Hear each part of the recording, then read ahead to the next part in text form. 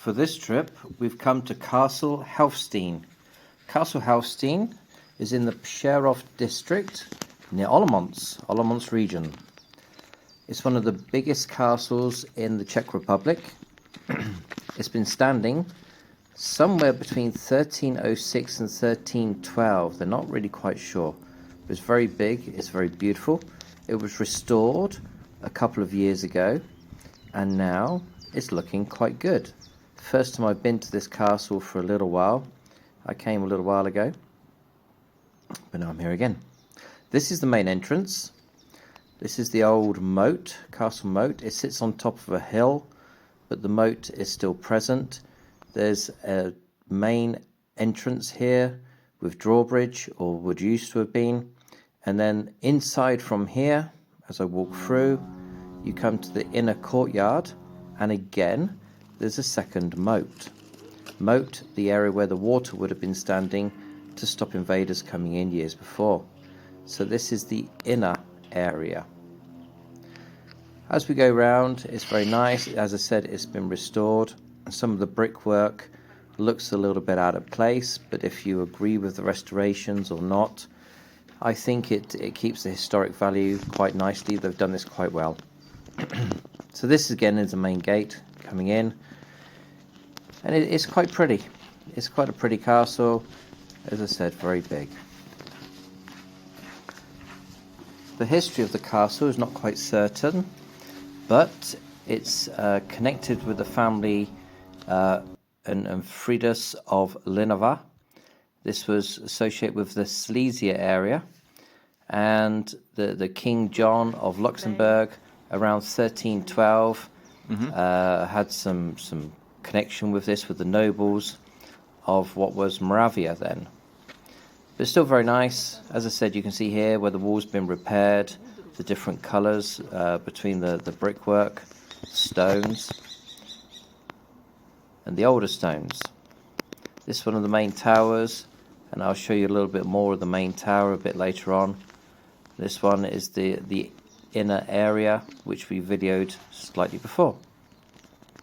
So there you can see where they've done the repair work. It's quite noticeable. As I said, depends if you like this sort of thing or not. Yes, it's nice it's been restored, but at the same time it loses its originality. So this is looking back then towards that main entrance, and this is probably some of the original brickwork, although most of it has actually been repaired. In this part you can look through, and there's a beautiful viaduct. The railway line there goes over top this bridge, and it's very nice. There was a train went past, it caught my attention. So little things to look at. That's what looking from Beskidi Mountains towards Jeseniki Mountains. And this is what they call the Moravian Gate. If you're in this part of the world, it's quite interesting. The weather is always very, as I think, special. To me, it's always cloudy. Olomouc is raining more times than it should be, maybe.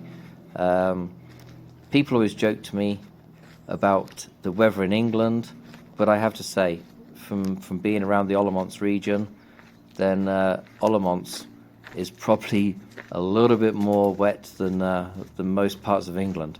But still, there we go. So again, here you can see where it's been repaired. We walk around the outside. This is the northern part of the castle. Very big. Inside then, the main tower. And you can see there a few photographs which I've downloaded. I thought I'd add into there for you so you can see the main aspect of the tower and the main area from inside. Very beautiful castle. Yeah, and it's been repaired. And there you go, a lovely cyclist walking around as well.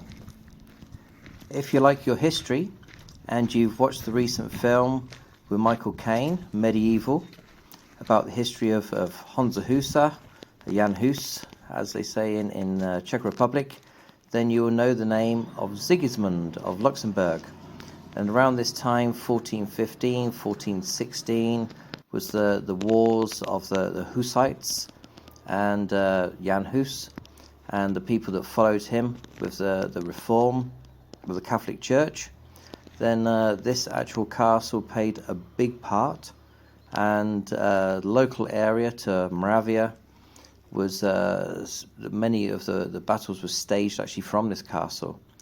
A lot of the history is quite grey, but there's some other history following this time. Was the 30 Years' War, 1425, and this castle was actually one of the castles that didn't fall in that time. So this was the time of these Hussites and this 30 Years' War. So there's a lot of history. Now we're more towards the eastern side, and most of this castle area is still intact.